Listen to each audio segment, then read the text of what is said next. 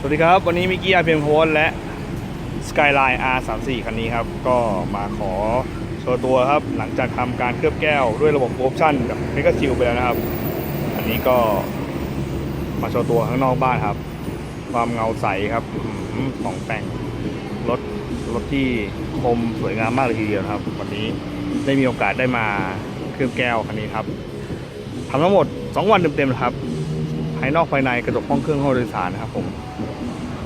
ก็อย่างที่เห็นนะครับออกมาสวยงามน่าชื่นชมเลยทีเดียวใครที่เป็นชื่นชอบอยู่ครับสกายไลน์คันนี้ก็เป็นนะครับเดี๋ยวเราพาไปดูข้างในต่อภายหลังนะฮะวันนี้มิกกี้เพลวอตก็ถือว่าแดดจัดเลยทีเดียวจะบอกว่าร้อนนะครับ